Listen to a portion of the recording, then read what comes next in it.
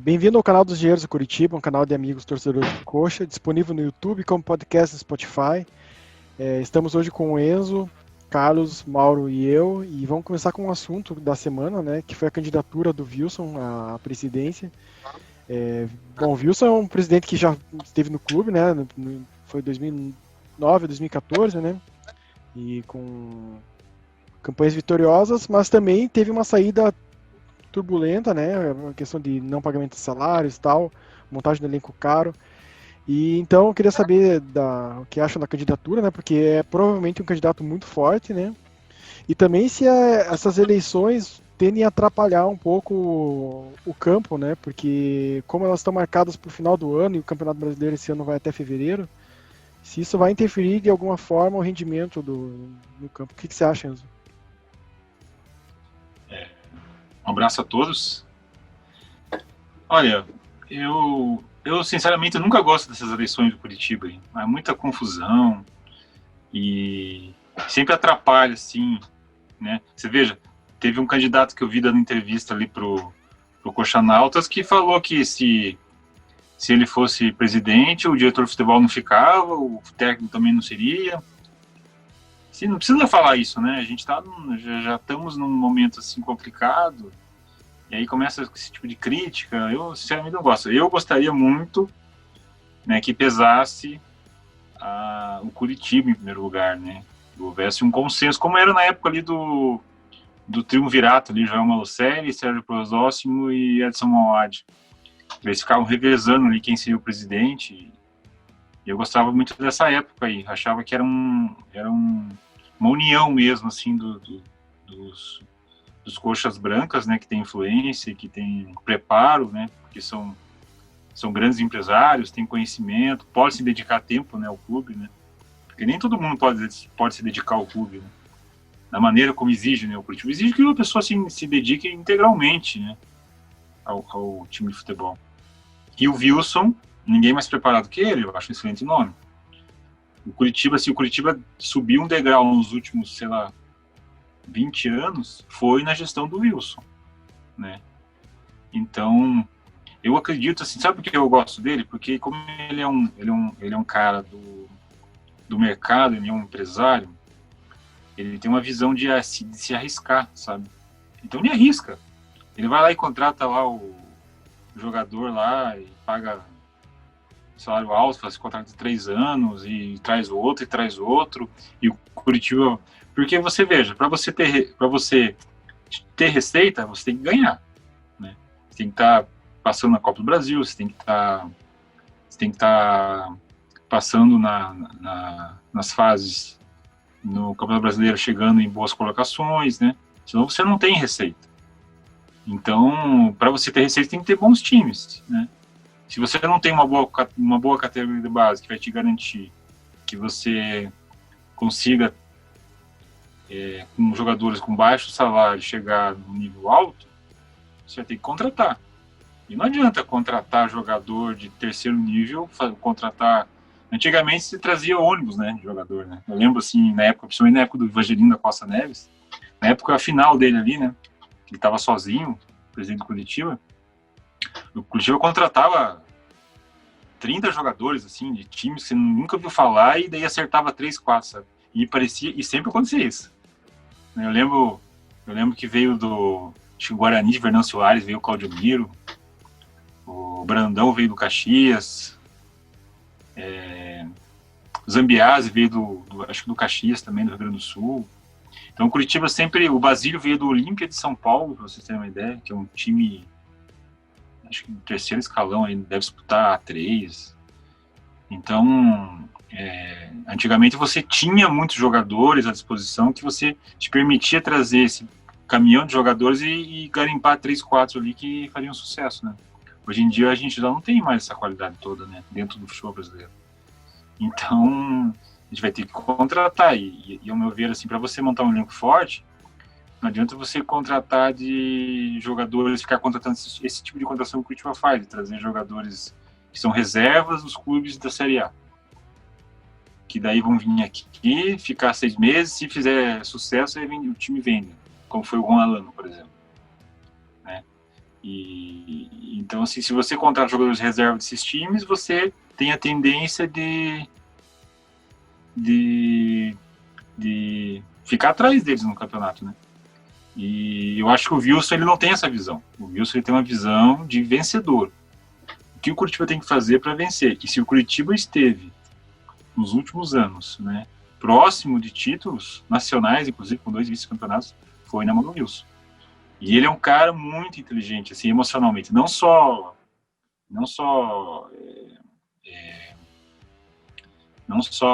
tecnicamente, assim, diríamos, né? Mas emocionalmente também muito inteligente. Você vê que ele conseguiu rondar ali na CBF, como nenhum outro presidente do Curitiba conseguiu. Inclusive, ele foi indicado como chefe de delegação na Copa de 2014. Então, percebo assim, a capacidade dele de fazer parte. O Curitiba precisa disso, né? O Curitiba fica em Curitiba aqui, longe da CBF. A CBF a gente sabe como é que é, né? Você tem que fazer o jogo deles. Então, eu vejo com bons olhos. Ele é um cara vencedor. Eu tenho certeza que ele vai ser eleito. Não vejo como o Wilson Ribeiro não ser eleito, né? Eu acho que nem a torcida organizada não vai apoiá-lo, sinceramente. E você, Mauro?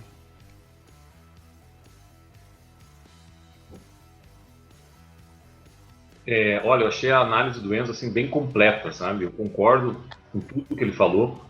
Eu diria, inclusive, que a maior qualidade do Wilson, principalmente com a maturidade, eu acho até que ele, mais do que nunca, pelo menos me parece nas entrevistas, ele está desprovido de vaidades pessoais. Ele realmente está querendo fazer algo pelo clube, tá?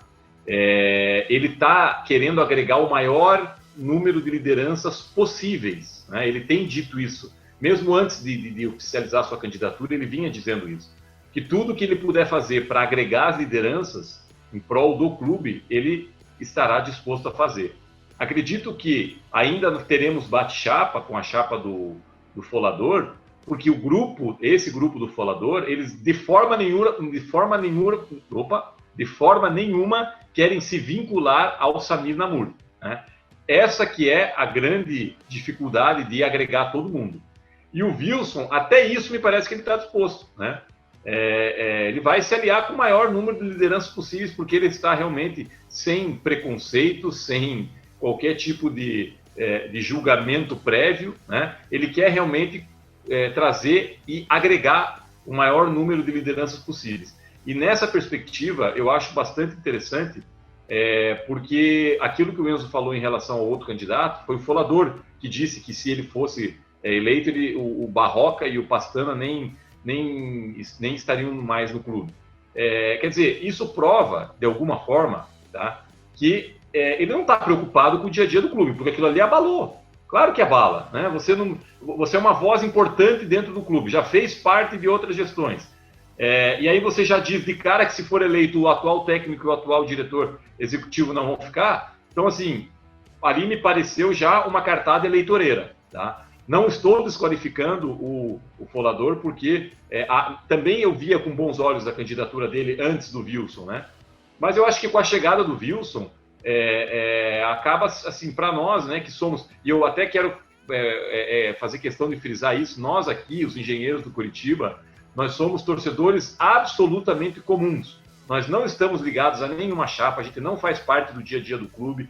É um olhar realmente de torcedor, não vou dizer de arquibancada, porque a gente não pode ir no estádio, mas torcedor que acompanha o clube sem nenhuma pretensão. A gente só quer realmente que seja o melhor para o nosso clube, independentemente de quem for eleito. Mas eu também, na minha percepção, o melhor candidato é o Wilson Ribeiro de Andrade, por tudo que ele fez, por ele já acumular uma bagagem e por ele estar no momento, eu acho, de ainda mais maturidade. Então, me parece um perfil conciliador. Aquilo que o Enzo falou também do perfil dele de ser um homem do mercado é o que nós precisamos. Nós precisamos de um clube profissionalizado. E também achei uma coisa interessantíssima que o Enzo falou, que é o seguinte: no futebol, a gente precisa ganhar para ter receitas ou a gente precisa ter receita para ganhar? É uma pergunta interessante, né? Então, esse perfil um pouco mais arrojado do Wilson, ele pode trazer justamente tentar inverter a marcha da história, né? Que num primeiro momento você pensa, não, você tem que ter receita para ganhar. Mas espera aí, e se você der uma atacada, né, para ganhar um campeonato, avançar as fases da Copa do Brasil, fazendo sei lá, alguma jogada ali com algum parceiro, algum investidor, algum financiamento, não sei, que daí você consiga trazer a receita depois, né? Então, são coisas que a gente precisa pensar, e eu acho que o Wilson é o cara certo para fazer isso, porque já mostrou competência, né? Continua na sua vida profissional bastante ativo, então não tenho como negar que me traz uma boa esperança a candidatura oficializada do Wilson. E também, para finalizar esse meu comentário, eu acho que as eleições devem ser mesmo em dezembro, porque se a gente arrastar para fevereiro, eu acho que só vai piorar. Realmente o clima de eleição para nós, e acho que isso é meio generalizado nos clubes, mas para nós, especialmente, é muito desgastante. Então, que termine de uma vez, porque lá em fevereiro, março, nós vamos estar na luta contra o rebaixamento, né? E aí a gente já vai ter essa questão superada. Então, eu acho que tem que ser agora mesmo a eleição, termina isso de uma vez e vamos seguir a nossa vida. Carlos? Bom, vou dividir minha resposta em duas partes, né? Primeiro, com relação à eleição em dezembro ou em fevereiro. Eu, sinceramente, acho que é melhor em fevereiro. Porém, pelo fato do clube estar no meio do campeonato, com certeza nesse momento em dezembro a gente ainda vai estar disputando partidos muito importantes contra a luta do rebaixamento. E dependendo de quem ganhar a eleição, pode isso ser recebido muito negativamente dentro do clube, dentro do vestiário, principalmente por situações como a que vocês comentaram do Folador, citando já do diretor passado e do técnico passado. Não sei o que ele pensa do diretor atual e do técnico atual, mas enfim, eu acho que isso pode desagregar mais ainda e jogar uma pá de cal ali numa disputa nossa, numa reta final de campeonato, em que você tem que estar com todo o clube, não é só o vestiário, tem que estar todo o clube, desde o roupeiro, desde a menina que atende telefone quando a gente liga lá na central de sócio, para ter que estar todo mundo focado num único objetivo para conseguir alcançar o objetivo. Então, para mim, a eleição no meio do campeonato é muito ruim, eu acho que isso pode atrapalhar o clube. Tá? E como vocês falaram, né, todo o nosso cenário eleitoral nos últimos anos ele está sempre muito complicado.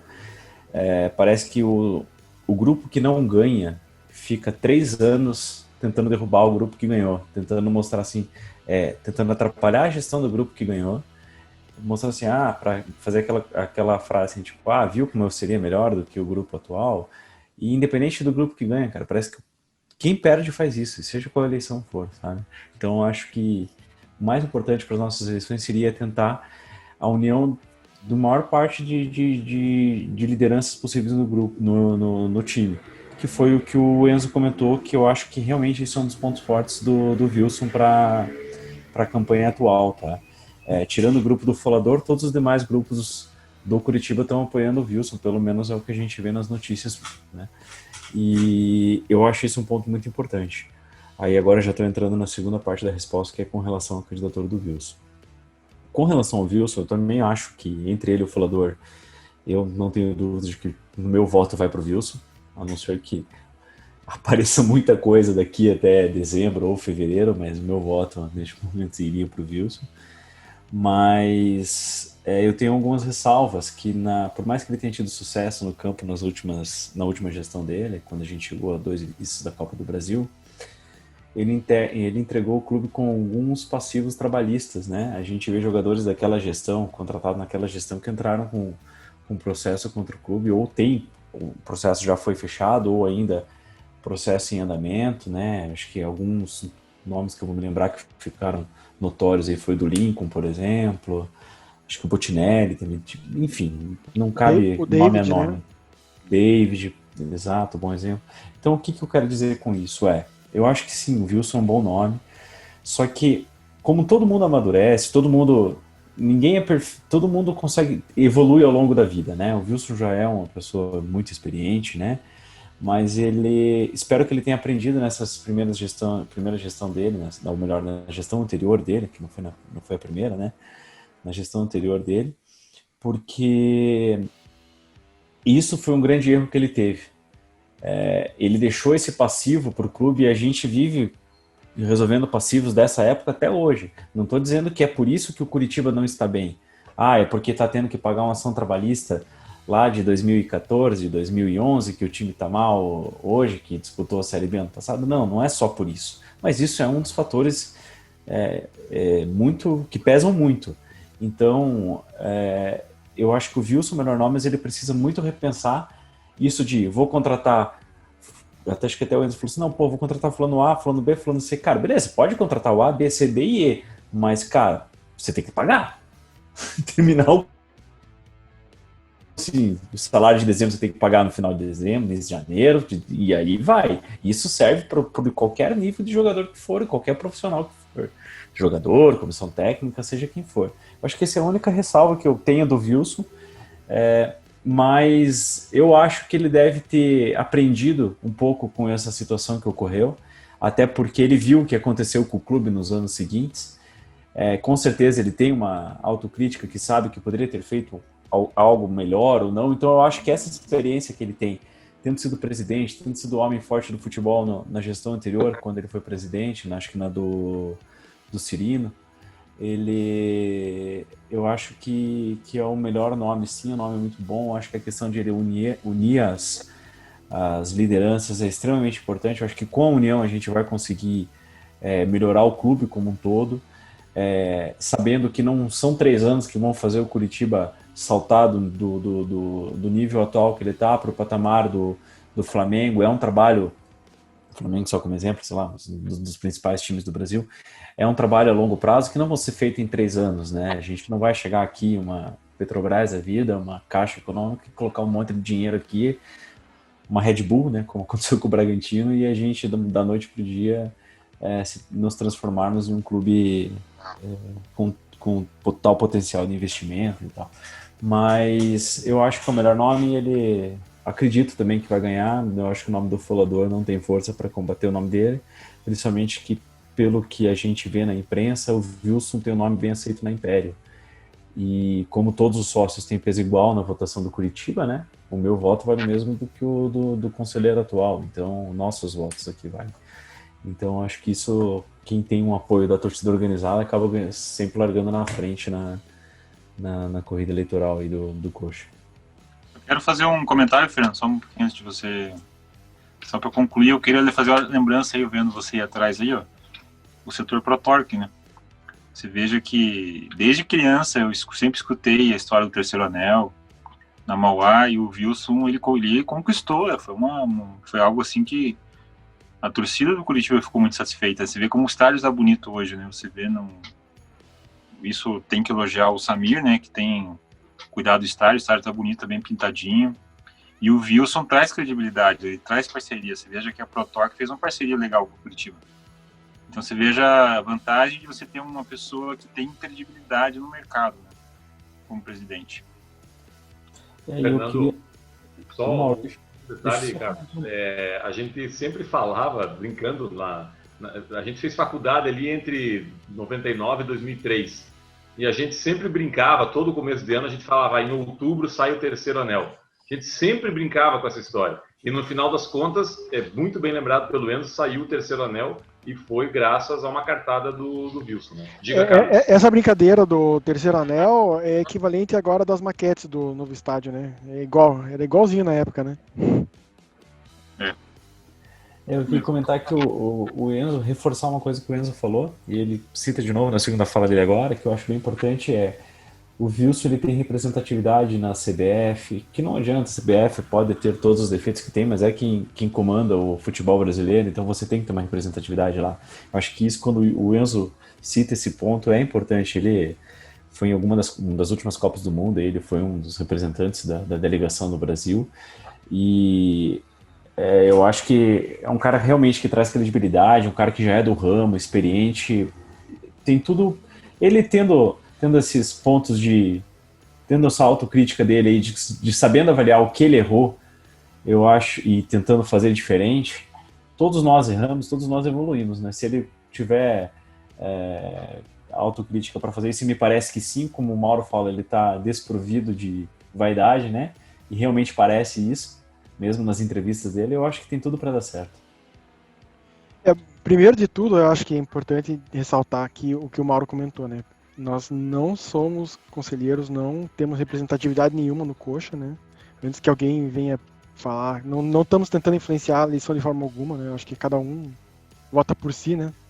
Somos apenas opiniões, então se discorda, vota em quem achar melhor, né? Acho que isso é o primeiro ponto.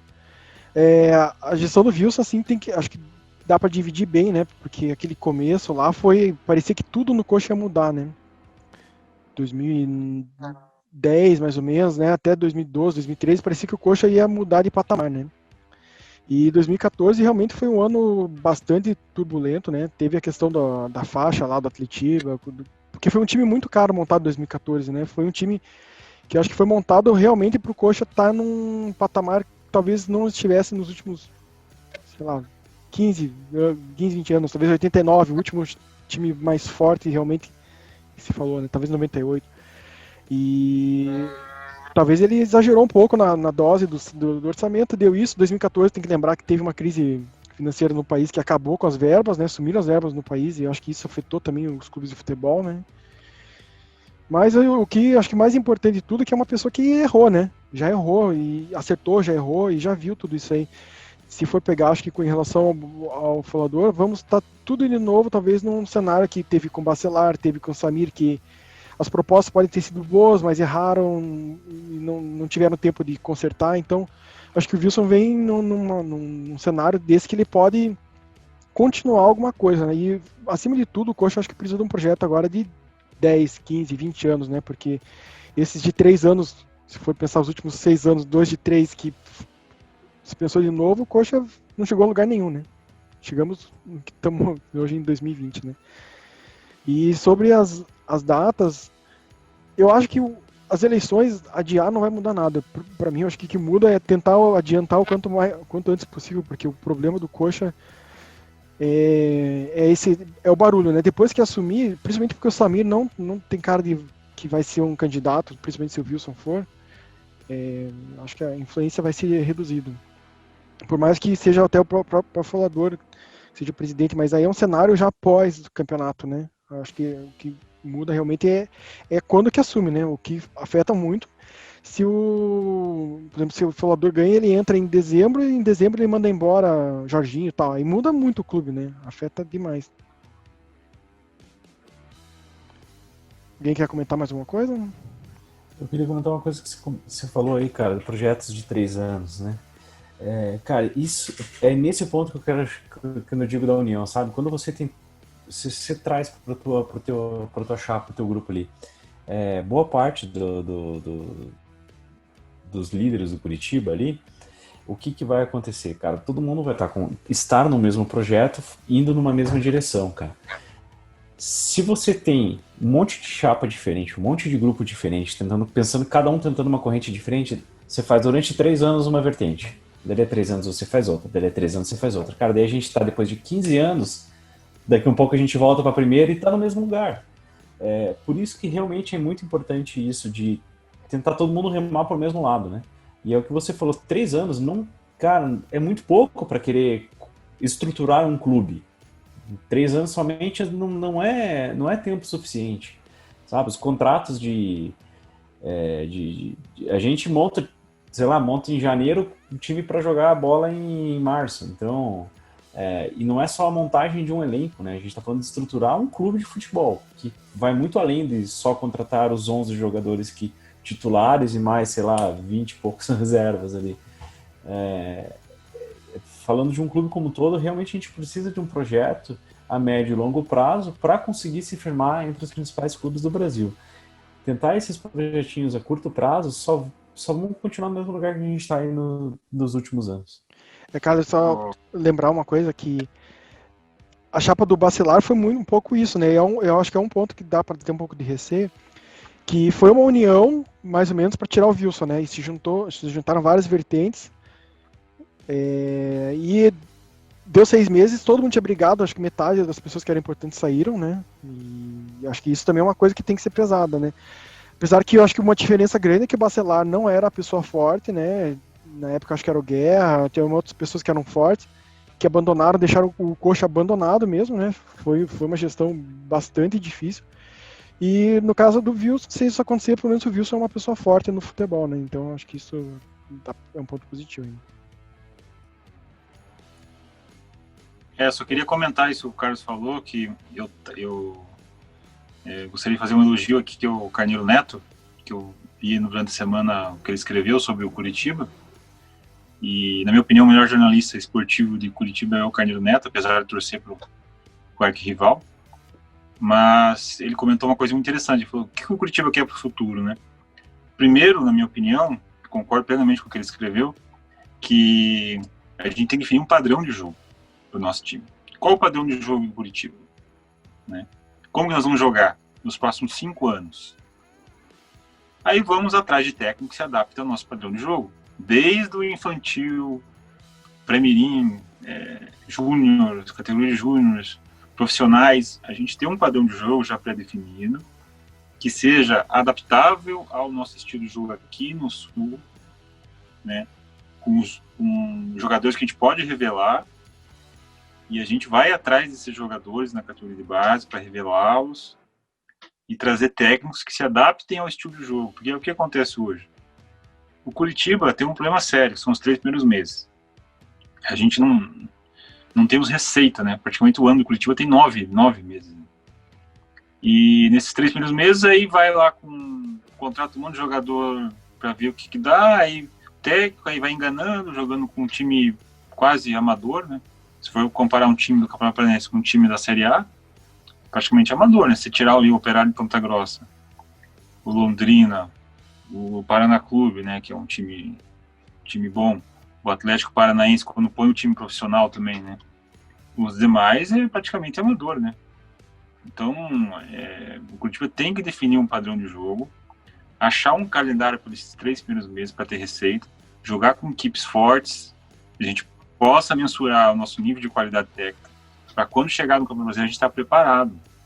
Porque esse é o grande problema, né? A gente chega no Brasileiro despreparado. A gente acha que o lateral direito é bom, mas ele não é. A gente acha que o lateral esquerdo é bom, mas ele não é. A gente acha que o centroavante faz gol, mas ele não faz, porque ele fez o gol contra o zagueiro que tem 1,50 m, que joga lá no time lá aqui no interior do Paraná, lá, né? Então, aí é esse o nosso problema, entendeu? A gente sempre chega despreparado para o brasileiro, e aí fica patina. A gente tem que achar um calendário para 12 meses. E precisa achar urgente, né? E, de repente... Oi. Não, pode terminar isso. Não, e de repente uma nova Copa Sul. O duro é que os times de Porto Alegre não querem jogar com o Curitiba Atlético, né? Para eles não é vantagem. Tem que, de repente, achar algum outro campeonato, não sei, alguma coisa que a gente possa mensurar de fato a nossa qualidade. O que eu ia complementar só é que eu concordo com essa análise, mas eu queria só deixar bem claro, né? Mas tentar chamar a torcida, a nossa torcida Coxa Branca, para que entenda que, independentemente de quem ganhar as eleições, nesses primeiros 3, 4 meses, a gente não vai ter uma transformação total do time, né? Do clube. Então, o que a gente precisa analisar sempre de um dirigente é ver o trabalho dele ao longo dos anos. E todos eles na história, até o próprio Petralha, que a gente acaba sempre citando, porque é um exemplo que está aqui próximo a nós, um caso de sucesso, mas ele teve momentos péssimos, até rebaixamento. Eu não sei se ele era o presidente ou não era, mas o saldo geral é altamente positivo. Então, eu acho que a gente precisa ter esse trabalho da gestão um pouco mais a médio prazo. A gente tem que sentir que há efetivamente um projeto. E aí eu coloco realmente essa questão que o Enzo falou, por exemplo, resolver o problema de não ter receita ou de ter um campeonato tecnicamente muito fraco nos 3, 4 primeiros meses do ano. O Atlético coloca o time sub-23.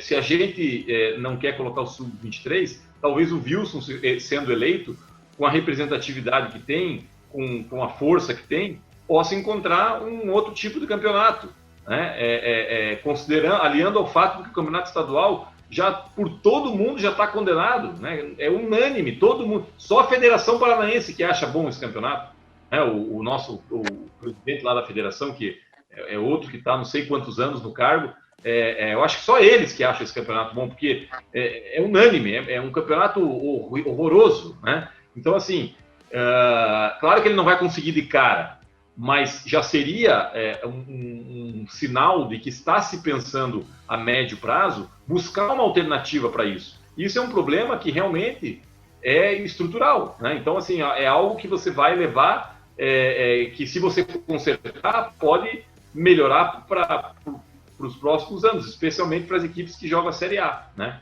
Que é o nosso caso. Então, eu acho que a gente vai ter que ter esse olhar, né? Não adianta a gente ter o olhar fixo simplesmente nas contratações. Não dá para julgar se o presidente é bom simplesmente pelas contratações que faz, né? Isso é um dos ingredientes, talvez um dos mais importantes, mas não é o único. Tem outros trabalhos, né? Tem investimento em centro de treinamentos, investimento no estádio, valorização de categorias de base, programa de sócios, marketing, né? Que é extremamente importante. Então, é um conjunto de fatores que a gente vai precisar analisar para dizer se realmente a gestão foi boa ou não. Não simplesmente ficar naquela discussão de se a contratação foi boa ou não, que às vezes nem está a critério do presidente, embora ele, como é a pessoa que vai contratar, acaba sendo o responsável. Só para fazer um comentário, Mauro, a única vez que o Petralha esteve fora do Atlético foi quando foi rebaixado. Estou fazendo um comentário. Ele era o Marucelli, né? Ele não participava daquela diretoria. Ele depois entrou para o time subir, né? Isso.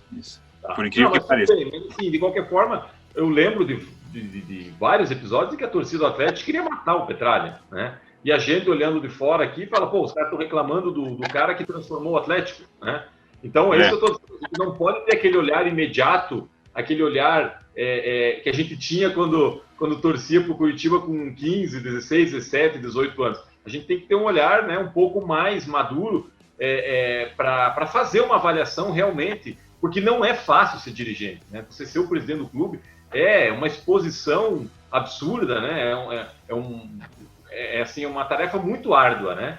Então, realmente, você tem muitos percalços no caminho e realmente, para a gente depois ter uma análise se a gestão foi boa ou ruim, a gente precisa realmente esperar um pouco e analisar diversos critérios que possam dar base para essa nossa avaliação.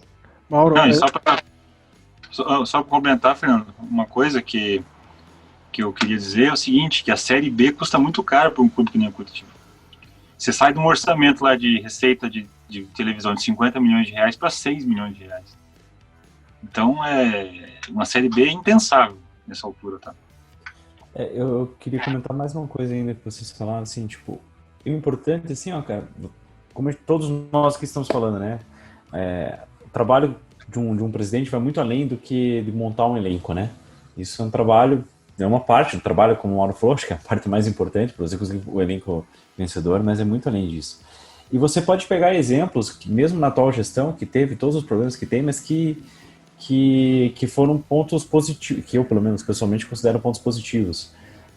A gente ganha mais dinheiro hoje com a marca, mesmo ela sendo marca própria, tendo alguns problemas que possam vir a ter, mas para o clube, quando você analisa a questão financeira, ele ganha mais dinheiro com o material esportivo do que ganhava nos últimos contratos de sei lá quantos anos. O dinheiro que o Couto Pereira rende hoje para o Curitiba é maior do que o que rendia antes. Tipo, quantos anos faz que a gente não via o Curitiba ter, sei lá, qualquer evento, show, missa, sei lá, qualquer coisa no Couto Pereira? Era só os jogos, como vocês falaram, nos primeiros 3 meses do ano, só com jogo deficitário. Então, tem coisas que você pode pegar da atual gestão, da gestão do Bastellari, por aí vai, para ir implementando e melhorando, né?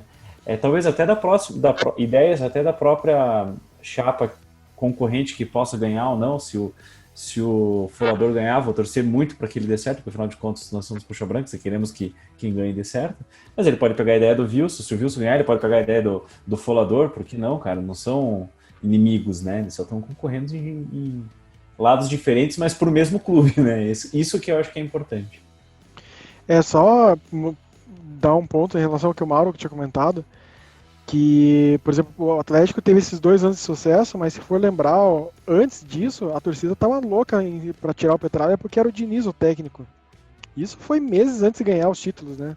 Para ver como o curto prazo afeta a visão, né? E a visão do Wilson também é afetada em 2014, porque o Coxa não ganhou os títulos da Copa do Brasil, né? Porque se tivesse ganhado, talvez toda essa confusão de 2014 tivesse sido relevada, né? Então, acho que tem que aprender a ver num prazo maior mesmo. O importante é realmente a gente enxergar algo melhorando, né? Acho que ano após ano, mesmo tendo falhas, é melhorar, né? Fernando, sei que o tempo está acabando, só um último detalhe que eu queria comentar sobre o Wilson. E eu vejo que muitas vezes eu conversando com meu pai, ele sempre fala isso, né? Que um dos pecados do Samir Namur é que ele era não que o pecado seja ele ser torcedor, pelo contrário, mas ele deixou a função de torcedor, né? Foi ser presidente, mas o espírito do torcedor ele não largou, né? Não deixou, ele continuou sendo um torcedor dirigente.